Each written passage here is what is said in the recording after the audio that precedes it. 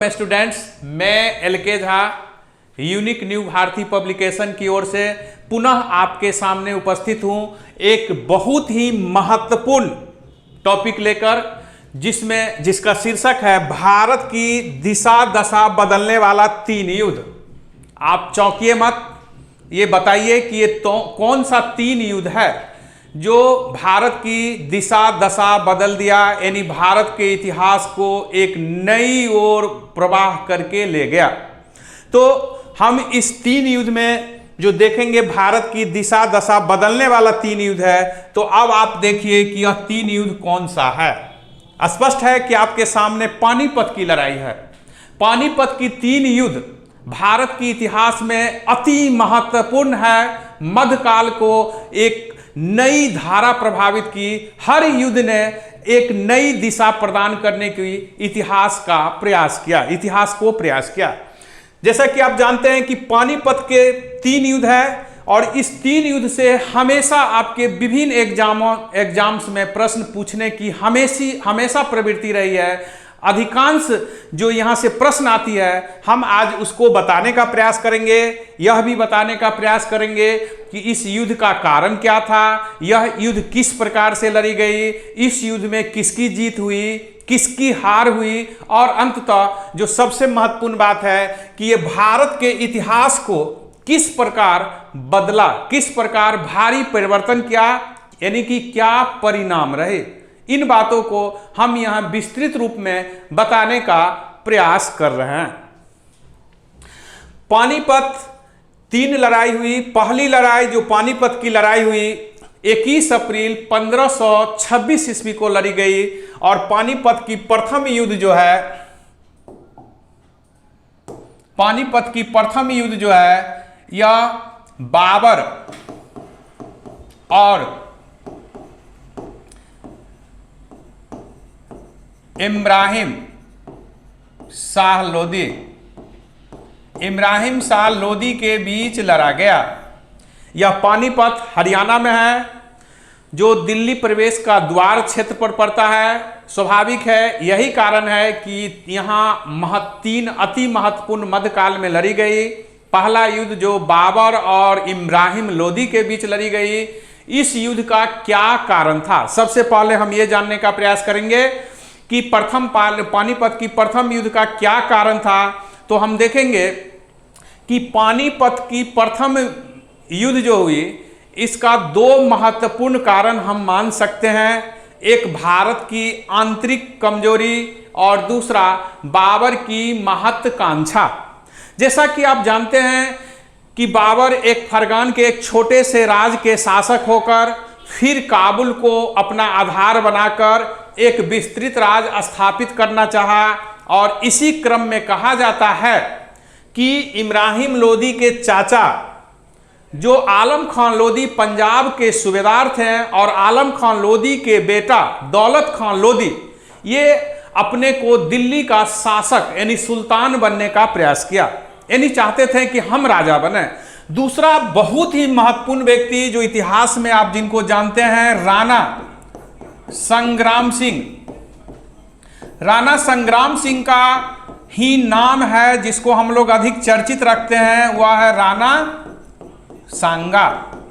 ये राणा सांगा भी दिल्ली पर कब्जा करना चाहते थे, भारत का शासक बनना चाहते थे। तो ये 2 महत्वपूर्ण भारत के जो व्यक्ति हैं जो भारत पर दिल्ली पर शासन करना चाहते थे, ये दोनों इब्राहिम लोदी के विरोधी थे। इसके अतिरिक्त इब्राहिम लोदी की अपनी व्यक्तित्व जो थी, उनकी जो व्यक्तिगत कमजोरी थी, उनकी अपनी जो अयोग्यता थी, यह भी बाबर को आक्रमण करने के लिए प्रोत्साहन दिया।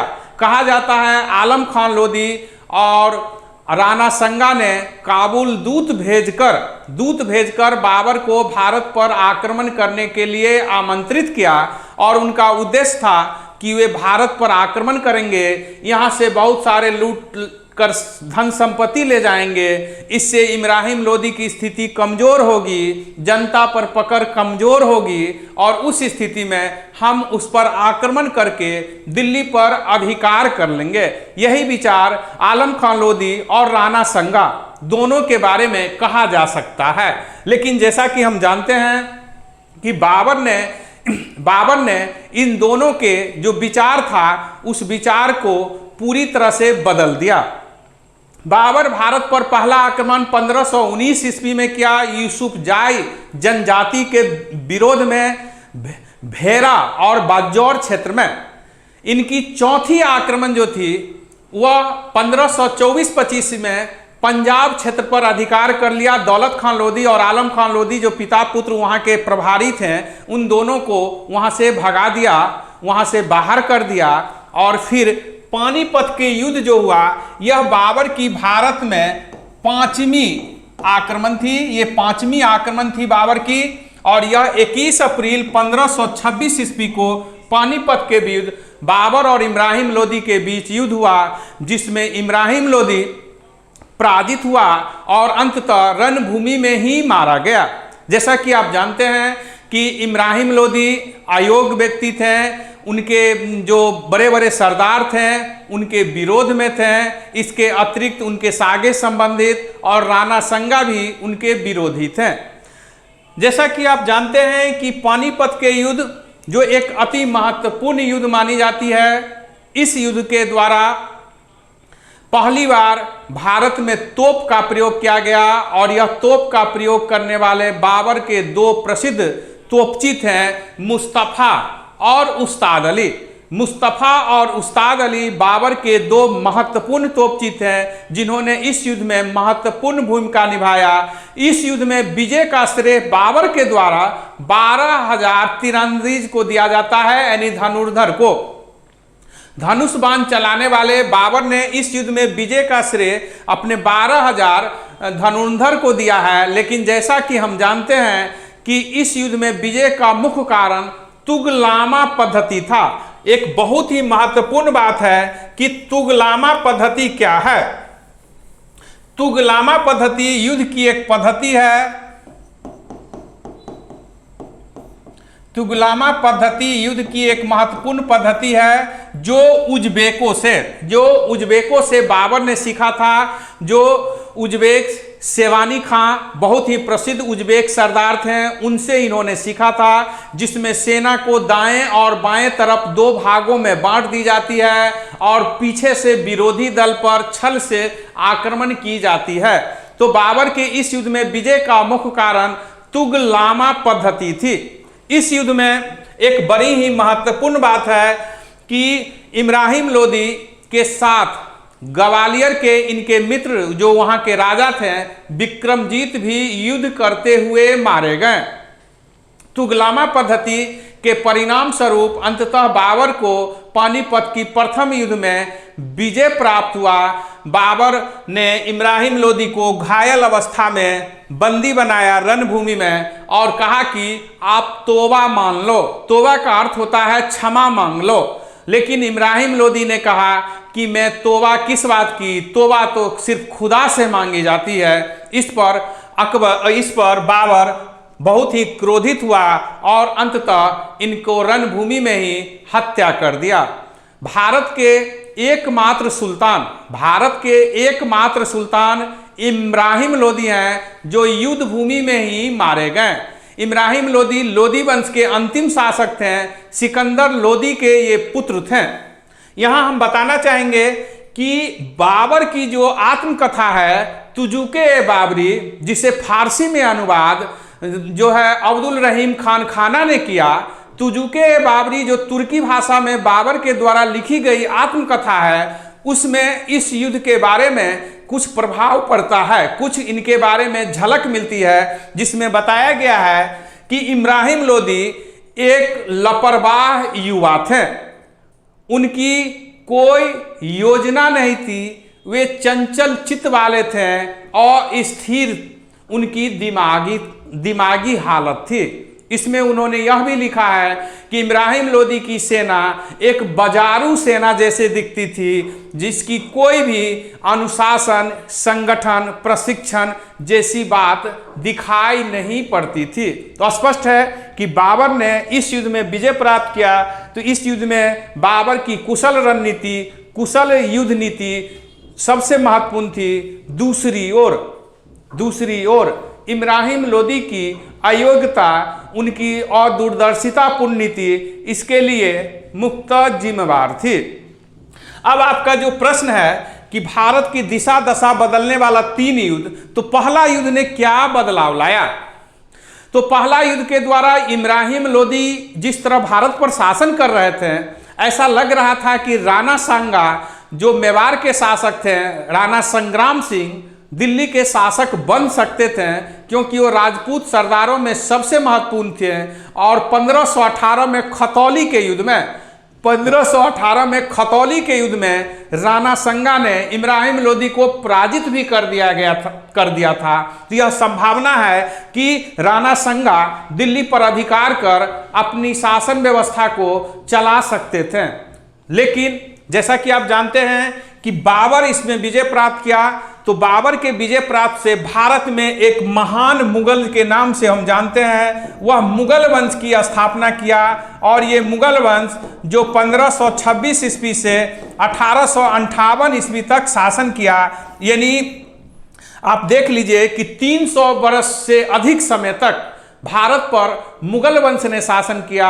मुगल वंश मध्यकाल में भारत का गौरव का इतिहास है, जो पूरे विश्व के इतिहास में किसी भी वंश से कम इनकी जो उपलब्धि नहीं आंकी जाती है।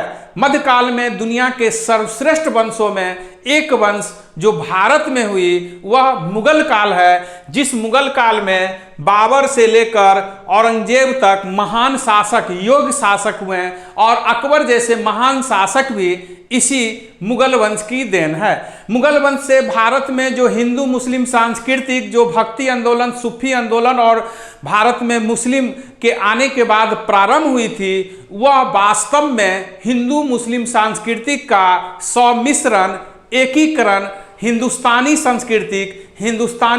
सांस्कृतिक मुगल काल में ही वास्तविक रूप से मूर्त रूप में आई। तो इस प्रकार हम देखेंगे कि मुगल काल की जो स्थापना हुई वह पानीपत की प्रथम युद्ध की एक महत्वपूर्ण बात है, जिसके कारण मुगल वंश स्थापित हुई और इस प्रकार भारत के इतिहास को एक नई दिशा मिली। जो उससे पहले संतलत काल है, उसके जो सुल्तान है वह उतने सफल नहीं रहे, वह विभिन्न क्षेत्र में उतनी उपलब्धि हासिल नहीं कर पाए, वह भारत को एकीकृत उस रूप में नहीं कर पाए जिस रूप में हम देखेंगे कि मुगल वंश की उपलब्धि है। वह कला हो, साहित्य हो या सांस्कृतिक के क्षेत्र में हो, मुगल वंश की उपलब्धि संतलत काल से कहीं अधिक है।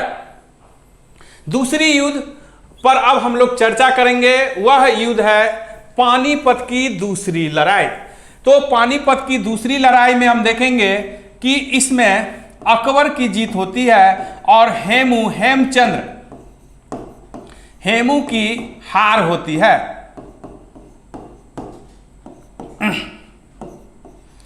अब हम लोग को जानना है कि ये हेमू और अकबर के बीच जो युद्ध हुआ इसका क्या कारण था। तो जैसा कि आप जानते हैं कि शेरशाह ने हुमायूं को भारत से बाहर कर दिया, लेकिन हुमायूं ने शेरशाह के कमजोर उत्तराधिकारी का लाभ उठाकर 1555 में मछुआरा और सर हिंद के युद्ध में सफलता पाकर पुनः दिल्ली आगरा पर अधिकार कर लिया। लेकिन जनवरी 1556 में हुमायूं की अचानक सीढ़ी से लुढ़क कर गिर जाने के कारण मृत्यु हो गई। इसी क्रम में आप देखेंगे कि जब हुमायूं अपनी भारत में स्थिति मजबूत नहीं कर पाई थी, उस स्थिति में आदिल शाह जो मुबारिज खां के नाम से, जिसका वास्तविक नाम मुबारिज खां था, जो इस्लाम शाह के पुत्र फिरोज का जो है संरक्षक बना था, उनका मामा था, उन्होंने अपने पुत्र को, अपने भांजा को मारकर उन्होंने आदिल शाह की उपाधि से शासक बन गया था। उनके सेनापति हेमू यानी हेमचंद्र थे। हेमचंद्र के बारे में जानना है कि ये रेवाड़ी कहाँ है? हरियाणा में है। यहां से बहुत सारे प्रश्न आपसे बनते हैं। रेवाड़ी हरियाणा में है। रेवाड़ी के बनिया जाति के हेमू थे। इनके पूर्वज और इनके पिता आगरा में नमक आदि के व्यापार में लगे हुए थे, एक बहुत ही साधारण परिवार के थे। इन्होंने इस्लाम शाह के शासन काल में हेमू ने सेना में भर्ती लिया और अपनी योग्यता के बल पर आदिल शाह का सेनापति बन गया। आदिल शाह के सेनापति बनने के क्रम में जब दिल्ली पर हेमू ने अधिकार कर लिया हुमायूं के मृत्यु के बाद, तो हेमू ने हेमचंद्र विक्रमादित्य के नाम से अपने को शासक घोषित कर दिया।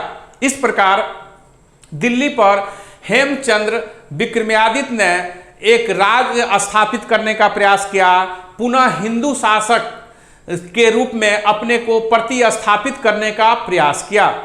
अब हम देखेंगे इसी क्रम में जब हुमायूं की मृत्यु हुई, अकबर जो बहुत कम उम्र का है, वे उस समय गुरुदासपुर पंजाब के कलानौर क्षेत्र में युद्ध लड़ रहे थे। इनके संरक्षक थे बैरम खां। तो जब इन्हें संवाद मिला कि हेमचंद्र विक्रमादित्य के नाम से दिल्ली का सम्राट अपने को घोषित किया है, जो पहले आदिल शाह का सेनापति था, तो इस स्थिति में अधिकांश मुगल ने अपने को सबको अपना देश स्वदेश काबुल लौट जाने के लिए तैयार करने का प्रयास किया। लेकिन जब अकबर से पूछा गया तो उन्होंने कहा कि जिसको प्राप्त करने में हम लोग, हमारे पूर्वज ने खून बहाया है, हम उसे प्राप्त करेंगे अथवा उस प्रयास में अपनी जान दे देंगे। जब इस तरह का विचार अकबर ने रखा, यही विचार बैरम खां का भी था जो अकबर के संरक्षक थे। हम बताना चाहेंगे कि हेमचंद्र ने 24 युद्ध लड़ा था, जिसमें 22 युद्ध में सफलता प्राप्त की थी। उनकी रणनीति, उनकी सेनापतित्व, उनकी दूरदर्शिता नीति, कूटनीति काफी ही महत्वपूर्ण थी। इसी क्रम में हम देखेंगे कि फिर पुनः पानीपत में एक युद्ध होगी और यह युद्ध 5 नवंबर 1556 ईस्वी को लड़ी जाएगी हेमचंद्र विक्रमादित्य और अकबर के बीच में। अकबर के सेना का नेतृत्व बैरम खां कर रहे थे, जो अकबर के संरक्षक थे। हेमचंद्र विक्रमादित्य स्वयं सेना के नेतृत्व कर रहे थे। इस युद्ध में अकबर की स्थिति बहुत ही नाजुक हो गई। मुगल की स्थिति इस युद्ध में, पानीपत के द्वितीय युद्ध में, बहुत ही नाजुक हो गई।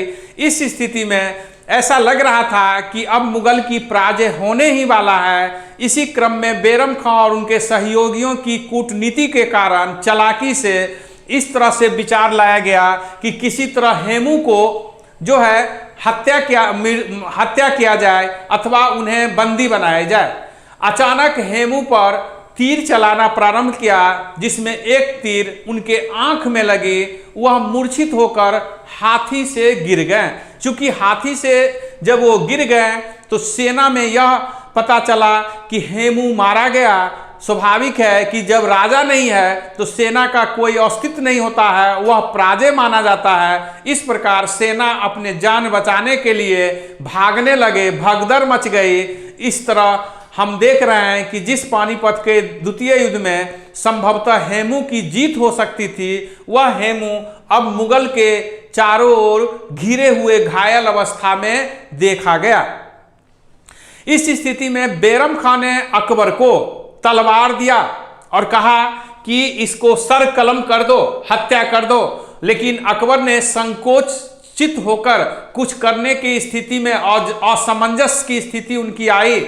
इस स्थिति में बैरम खां ने उनसे तलवार लेकर हेमचंद्र विक्रमादित्य को हत्या कर दिया। इस प्रकार पानीपत के द्वितीय युद्ध में अकबर की जीत हुई, जिसका नेतृत्व मुगल सेना का बैरम खां कर रहे थे और हेमू युद्ध में मारा गया। प्रश्न है कि भारत की दिशा दशा बदलने वाले 3 युद्ध, तो दूसरा युद्ध का क्या दिशा दशा है, इसका क्या परिणाम हुआ, क्या इतिहास को बदला? तो हम बताना चाहेंगे कि यदि द्वितीय युद्ध में अकबर की हार होती तो भारत में पुनः एक हिंदू शासक होते हैं। हो सकता है कि मुगल का फिर एक छोटा सा एपिसोड के बाद नाम ना होता और विक्रमादित्य जो बहुत ही योग्य सेनापति और प्रशासक के रूप में अपने को स्थापित कर सकता था, हिंदू राज भारत में स्थापित हो सकती थी। जैसा कि आप जानते हैं कि हेमचंद्र विक्रमादित्य की उपाधि करने वाला भारत में अंतिम हिंदू शासक हैं और दिल्ली पर शासन करने वाला भी भारत का अंतिम शासक हेमचंद्र ही है। जो दिल्ली पर शासन किया वह अंतिम शासक भारत का हेमचंद्र है और विक्रमादित्य की उपाधि धारण करने वाला भी यह भारत के अंतिम शासक है। इसमें पानीपत के द्वितीय युद्ध से भारत में अकबर की जो राज की वास्तविक में नींव पड़ी, वह मुगल वंश की नींव रखी अकबर ने। और फिर महान मुगल जो अकबर ने जिस तरह की अपने विभिन्न क्षेत्र में उपलब्धि हासिल की, जिसके कारण भारत के इतिहास में दो महान शासक माना जाता है, वह है अशोक और अकबर। तो अकबर ने इस युद्ध में जीतकर पुनः मुगल वंश को पुनर्स्थापित किया और अपने को श्रेष्ठता विभिन्न क्षेत्रों में स्थापित कर अपने स्वर्ण अक्षरों के इतिहास में नाम अंकित कर दिया। तीसरा युद्ध है पानीपत के तीसरा युद्ध, जिसके बारे में हम बताना चाहेंगे कि यह युद्ध जो है मराठा और अफगान के बीच हुआ। इसमें तृतीय युद्ध में अफगान का जीत हुआ और हार किसका हुआ? मराठा का। ये पानीपत का तृतीय युद्ध 14 जनवरी 1761 ईस्वी को लड़ा गया और यह युद्ध मराठा और अफगान के बीच लड़ा गया। दुरानी वंश, एक बहुत ही महत्वपूर्ण वंश की स्थापना हुआ। दुरानी वंश की स्थापना जो है, यह स्थापना जो है 1747 ईस्वी में अहमद शाह अब्दाली द्वारा किया गया। तो अहमद शाह अब्दाली के बारे में हमें कुछ जानना होगा, फिर हम यहाँ मराठा के बारे में जानेंगे कुछ, फिर इसके बाद युद्ध पर चर्चा करेंगे। अहमद शाह अब्दाली जो है नादिर शाह का सेनापति था। वही नादिर शाह जो 1739-40 में भारत पर आक्रमण कर दिल्ली में लूटपाट और कत्लेआम किया और यहाँ से मयूर सिंहासन सहित करोड़ों की संपत्ति लेकर ईरान गया। ईरान का नेपोलियन नादिर शाह को कहा जाता है। नादिर शाह के सेनापति अहमद शाह अब्दाली थे। नादिर शाह जब पागल हो गया, उस स्थिति में अहमद शाह अब्दाली ने कोहिनूर हीरा सहित बहुत सारा सामान धन संपत्ति लेकर वह काबुल में एक स्वतंत्र राज्य की स्थापना की और वह राज है दुरानी वंश। अहमद शाह अब्दाली ने 1748 से 1768 के बीच भारत पर लगभग 8 बार आक्रमण किया। पहला आक्रमण अहमद शाह अब्दाली का 1748 में भारत पर हुआ और फिर वे लगातार भारत पर आक्रमण कर रहे थे। उनका उद्देश्य था कि पंजाब पर नियंत्रण स्थापित करना, अधिकार करना और दिल्ली पर अपने हितैषी व्यक्ति को विभिन्न महत्वपूर्ण पदों पर नियुक्त करना था। दूसरी ओर मराठा जो पेशवा के काल में अपनी चरम स्थिति में पहुंच गई थी और हम देखेंगे कि बाजीराव प्रथम के बाद बालाजी बाजीराव पेशवा बने जो 1740 से 1761 तक पेशवा के पद पर रहे। जो अहमद शाह अब्दाली चाहते थे, यानी जो अफगान चाहते थे, वही चीज मराठा भी चाहते थे, यानी पेशवा भी वही चाहते थे कि पंजाब क्षेत्र पर मराठा अपना प्रभाव रखे ताकि कोई विदेशी आक्रमण ना हो, वहां सीमा का सुरक्षा करे और दिल्ली पर अपने हितैषी व्यक्ति को विभिन्न महत्वपूर्ण पद पर रखे, यानी दिल्ली पर नियंत्रण और पंजाब पर अधिकार। यही पानीपत युद्ध का मुख्य कारण था, वास्तविक कारण बना। लेकिन हर युद्ध का एक तात्कालीन कारण भी हो सकता है। जैसा कि आप जानते हैं कि पानीपत के तृतीय युद्ध का कुछ महत्वपूर्ण अन्य कारण भी था जिस पर चर्चा हम करने जा रहे हैं। मराठा दिल्ली पर अपना दबदबा बनाना चाहते थे, लेकिन भारत में बहुत सारे मुस्लिम सरदार और शासक थे, वे इसको नापसंद करते थे। दूसरी ओर हिंदू बहुत शासक राजपूत आदि भी मराठा के आक्रामक नीति से काफी आतंकित थे। मराठा ने किसी को नहीं बख्शा। कहा जाता है कि डाइन जो होता है वह भी 2 घर बाद अपना बाण चलाती है, लेकिन यहां हम देखेंगे कि मराठा ने किसी को मत नहीं बख्शा। वह भारत में हर व्यक्ति को, चाहे वो राजपूत हो, चाहे वह जाट हो, चाहे वो अफगान हो या तुर्की हो, मुस्लिम हो, जो भी हो, सबको उन्होंने लूटा, सबसे उन्होंने राजस्व वसूली किया, सबको लेवी देने के लिए, सबको राजस्व देने के लिए उन्होंने विवश किया, मजबूर किया। स्वाभाविक है कि मराठा के विरोधी बहुत हावी थे भारत में। इस स्थिति में जब रघुनाथ जो पंजाब क्षेत्र में मराठा के प्रभारी थे, उनकी अंततः अफगान द्वारा 1759 में रघुनाथ जो मराठा के प्रभारी थे पंजाब में, इनकी हत्या अफगान ने कर दी और यही पानीपत के तृतीय युद्ध का मुख्य कारण बन गया। जो मुख्य कारण नहीं, सॉरी, तात्कालीन कारण बन गया। पानीपत के तृतीय युद्ध का यह तात्कालीन कारण बन गया। रघुनाथ की हत्या, जो मराठा महत्वपूर्ण सरदार थे, पंजाब क्षेत्र के प्रभारी थे, जिनकी हत्या अफगानियों ने कर दिया। अब एक बड़े युद्ध की तैयारी होने लगी दोनों तरफ से, लेकिन हम देखेंगे कि मराठा और अफगान के बीच जो युद्ध हुई, जैसा कि आप जानते हैं 14 जनवरी 1761 को, ये तीनों युद्ध का डेट आपको याद रखना होगा। कभी कभी डेट पूछता है कि नवंबर है, अप्रैल है, या उस तिथि भी पूछ देती है। तो 14 जनवरी 1761 को जो पानीपत की तृतीय युद्ध हुआ, इस युद्ध की हम पृष्ठभूमि में जाएंगे तो इसका मुख्य कारण है पंजाब पर अधिकार और दिल्ली पर अपने हितैषी व्यक्ति को रखना, यानी नियंत्रण करना। इसका तात्कालीन कारण रघुनाथ राव की हत्या हुई। अब हम देखेंगे कि पानीपत के युद्ध में अंततः मराठा की पराजय होता है। मराठा सेना का नेतृत्व कर रहे थे, वह था विश्वास राव। मराठा सेना का नेतृत्व विश्वास राव कर रहे थे। जो विश्वास राव मात्र 18 साल का ये लड़का है, ये पेशवा बालाजी बाजीराव के पुत्र हैं, जो मात्र 18 साल के हैं। और मराठा का वास्तविक नेतृत्वकर्ता कौन थे? सदाशिव राव भाव। ये भाव का नाम याद रखना है, सदाशिव राव भाव, ये पेशवा के भाई थे। तो आपसे प्रश्न होता है कि मराठा का नेतृत्व पानीपत के युद्ध में किसने किया? पानीपत के तृतीय युद्ध में किसने किया? तो मराठा का नेतृत्व विश्वास राव ने किया, जो मात्र 18 साल का लड़का था, जो पेशवा के पुत्र थे। लेकिन ये नाम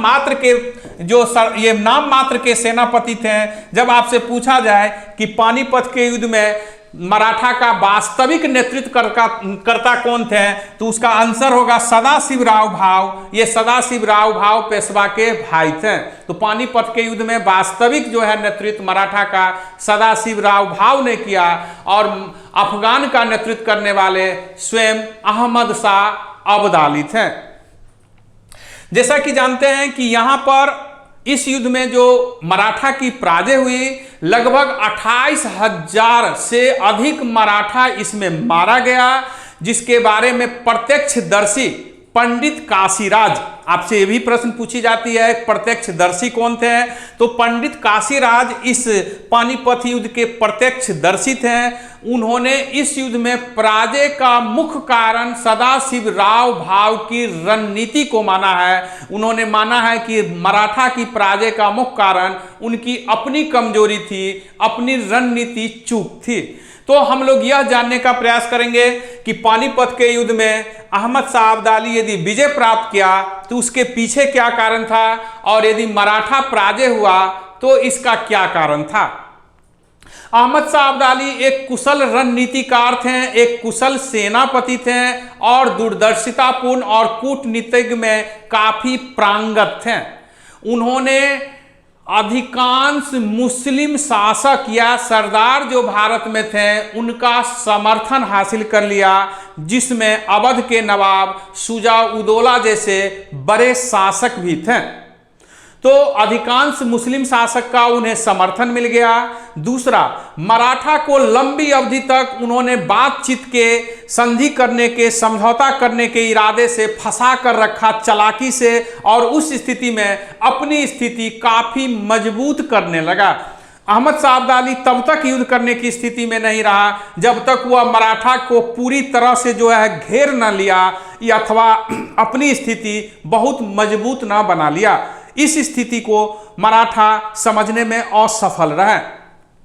इसके अतिरिक्त मराठा की एक बहुत बड़ी यहाँ पर अहमद शाह अब्दाली की रणनीति रही कि वह सेना को पूरी तरह एक बार में युद्ध में नहीं झोंका। प्रारंभ में जैसा कि हम जानते हैं पानीपत के युद्ध में, तृतीय युद्ध में मराठा की स्थिति बहुत ही बेहतरीन रही और अफगान की स्थिति बहुत खराब रही, यहाँ तक कि कई बार अफगान सेना में भगदड़ मच गई। लेकिन अहमद शाह अब्दाली ने उस स्थिति में अपने सेना को ही कत्लेआम करने लगा कि ताकि जो भाग रहा है वह रुके, और जब देखा कि दोनों तरफ मौत है तो पुनः वह युद्ध के लिए आगे बढ़ा। और उस स्थिति में देखिएगा 15,000 लगभग जो अहमद शाह अब्दाली की रिजर्व सेना थी, जिसे कुतुन सेना या कुंतन सेना कहते थे, रिजर्व सेना, आरक्षित सेना, उसने अचानक आक्रमण किया। उस स्थिति में मराठा जो पहले से थके भरे हुए थे सेना वह पराजय में बदल गया और अंततः मराठा की बुरी तरह हार होती है। मराठा इस युद्ध में क्यों मराठा पराजय हुआ, तो मराठा के पराजय का कुछ महत्वपूर्ण कारण है, जिसमें पहला कारण है कि रणनीति चूक। मराठा अफगान की वास्तविक को समझने में असफल रहे और लंबी अवधि तक उनसे बातचीत में समय व्यर्थ में बिताते रहे। दूसरा, अहमद शाह अब्दाली ने उनकी रसद पानी क्षेत्र को काट दिया, यानी जहां से खाना पीना सेना के लिए और चारा जो है पशुओं घोड़ा आदि के लिए पहुंचेगा, उस क्षेत्र को पूरी तरह से काट दिया। यानी अब कोई जो उनके पास पहुंच चुका है अथवा जो उनके पास अपना अनाज या चारा है उसी से संतोष करना पड़ेगा, काम चलाना पड़ेगा, बाहर से नहीं आ पाएगा। स्वाभाविक है कि जहां सेना भारी मात्रा में होती है, पशुओं भारी मात्रा में रहती है, उसके लिए वो अपर्याप्त था। और अब्दाली ने तब तक युद्ध नहीं किया जब तक कि उनकी चारा रसद पानी, जिसको हम कहते हैं शॉर्ट में, रसद पानी समाप्त ना हो जाए। इस स्थिति में मराठा की स्थिति में भूखमरी आ गई थी। उनकी जो अश्व थी, घोड़ा थी, वह लट्टू हो गई थी। सेना को भरपेट भोजन भी नहीं मिल पा रहा था। जिस दिन युद्ध हुआ उस दिन मंगल था, बहुत सा सेना उपवास में था जो पहले से ही कुपोषित हो गए थे। इन्हीं परिस्थितियों में इनकी स्थिति काफी कमजोर हो गई। इसके अतिरिक्त जो शिवाजी, औरंगजेब जैसे महान शासक के समय कभी अपने को पराजित अनुभव नहीं किया, उन शासक का मुख्य मराठा का कारण था छापामार युद्ध, गुरिल्ला युद्ध। लेकिन यहां हम देखेंगे कि गुरिल्ला युद्ध नहीं करके प्रत्यक्ष युद्ध किया, जिसमें मराठा प्रांगत नहीं थे। मराठा यदि छापामार युद्ध करते हैं, गुरिल्ला युद्ध करते हैं, तो वह अहमद शाह अब्दाली पर विजय प्राप्त कर सकते थे, लेकिन उन्होंने फ्रंट टू फ्रंट युद्ध किया। एक और बहुत बड़ी कमजोरी जो मराठा सेना में आ गई थी कि मराठा सेना शिवाजी के समय जो गतिशील थी, जिसमें मराठा सेना ही सिर्फ होते थे, कोई भी उनके सागे संबंधित घर परिवार या नौकर चाकर, नृत्यांगनियां आदि नहीं होती थी, दास दासी नहीं होते थे।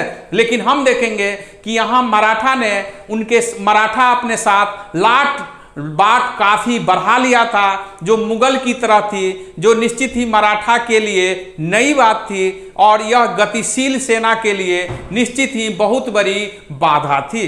तो मराठा में जो गतिशीलता थी, मराठा की श्रेष्ठता का मुख्य कारण जो शिवाजी या पेशवा के प्रारंभिक काल में जो सफलता का श्रेय था, वह उनकी गतिशील सेना थी। वह भारी भरकम लेके नहीं चलते थे लाटबाट, वह सीमित मात्रा में रखते थे और उनके साथ सिर्फ वही शामिल होते थे जो सेना के लिए जरूरी हो। तो यह भी मराठा की एक बहुत बड़ी चूक थी। स्पष्ट है कि इस युद्ध में मराठा की रणनीति कमजोर हुई।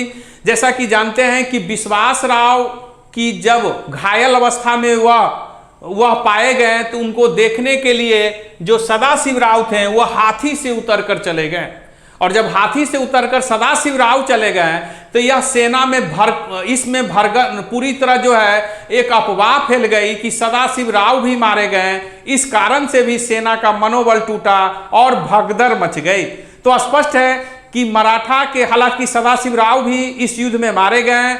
जैसा कि आप जानते हैं कि यदुनाथ सरकार ने लिखा है कि कोई भी ऐसा मराठा घर नहीं बचा जहां पर शोक व्यक्त नहीं किया गया। स्वाभाविक है, जहां 28,000 या उससे ज्यादा मराठा मारा गया, जिसमें बड़े बड़े मराठा सरदार भी शामिल थे, जिसमें विश्वास राव, इसके अतिरिक्त सदाशिवराव भाव जैसे बड़े सरदार भी, सेनापति भी शामिल थे, तो वहां शोक व्यक्त तो होगी ही। अब हम लोग को यह जानना है कि पानीपत के तृतीय युद्ध ने किस प्रकार भारत की दिशा दशा बदल दी। जैसा कि आप जानते हैं और अधिकांश इतिहासकार यह मानकर चल रहे थे कि भारत में मुगल के बाद उसका उत्तराधिकारी भारत में कौन होंगे? मराठा होंगे। भारत पर शासन कौन करेंगे? मराठा करेंगे। और यह पूरी तरह स्पष्ट भी हो रहा था बाजीराव प्रथम के काल और बाजीराव के काल में, प्रारंभिक काल में स्पष्ट रूप से यह देखने को मिल रहा था।